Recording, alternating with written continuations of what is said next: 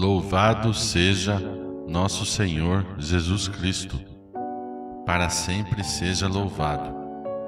Que a paz do Senhor Jesus esteja com você e que este vídeo seja um instrumento de edificação espiritual na sua vida. Neste vídeo, vou falar sobre o livro de Atos dos Apóstolos. Peço a você que curta, compartilhe e inscreva-se no canal para juntos divulgarmos a doutrina da Igreja Católica Apostólica Romana a todas as pessoas.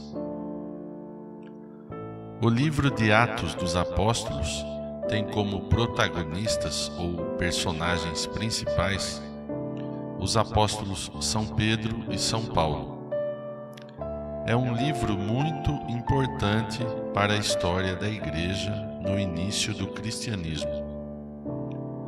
O livro de Atos dos Apóstolos foi escrito entre os anos 61 e 63 depois de Cristo e tem como tema principal o crescimento da Igreja após a morte e ressurreição de Jesus, e tem como objetivo a divulgação do Evangelho de Jesus Cristo. Escrito na totalidade por São Lucas, resultado da experiência pessoal como testemunha ocular dos depoimentos de pessoas que presenciaram os fatos, fontes confiáveis do autor e documentos e autoridades mencionados no livro, compatíveis com a época dos fatos narrados.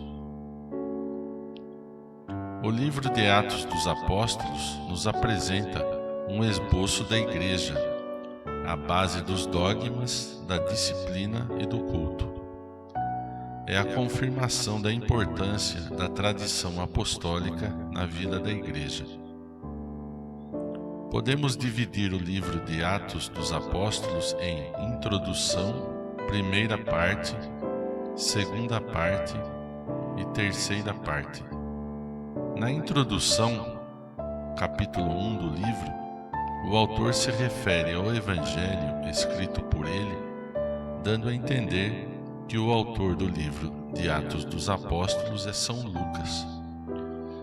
Jesus dá as últimas instruções aos apóstolos em Jerusalém, numa casa, juntamente com Maria e outras pessoas, se colocam em oração.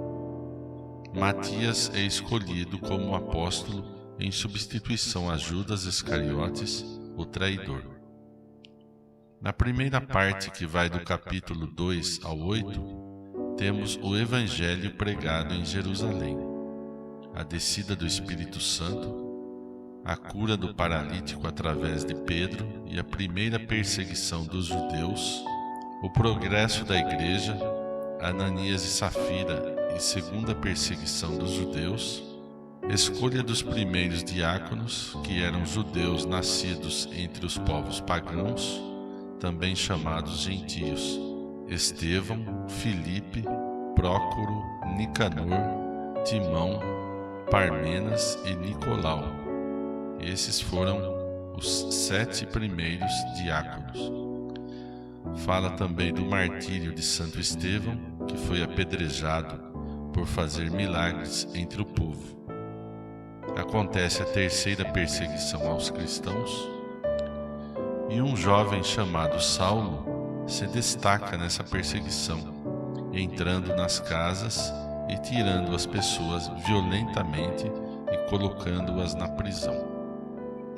Na segunda parte, que vai do capítulo 8 ao 12, temos o Evangelho na Judéia, na Galiléia, na Samaria e em Antioquia. O diácono Filipe batiza um eunuco da rainha etíope Candace. Esse eunuco era judeu de religião, mas não de nacionalidade. Isso aconteceu na estrada de Jerusalém a Gaza. A conversão de Saulo a caminho de Damasco, onde iria prender cristãos e trazer para Jerusalém. O próprio Jesus aparece a ele e diz: Saulo, Saulo, por que me persegues? Jesus considera que ao perseguir a igreja, Saulo está perseguindo o próprio Jesus. São Pedro na Judéia e em Cesareia. A igreja se estende até a Fenícia, Síria e Antioquia.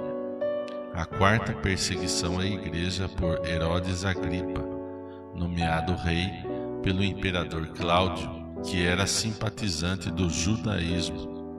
A morte de Tiago, prisão e libertação de Pedro e a morte de Herodes Agripa. Herodes Agripa foi adorado como Deus pelo povo e o anjo do Senhor passou e o feriu, e assim ele morreu corroído por vermes. Na terceira parte, que vai do capítulo 13 ao 28, temos o Evangelho no mundo greco-romano, a primeira viagem de São Paulo à Ásia Menor, o Concílio de Jerusalém, que foi uma reunião dos apóstolos com os judeus convertidos ao cristianismo e os presbíteros da igreja, para decidir que não era necessário o cumprimento da lei mosaica para a salvação. Acontece a segunda viagem de São Paulo à Macedônia e à Grécia, a terceira viagem de São Paulo à Ásia proconsular, à Grécia, à Macedônia até ao Epiro.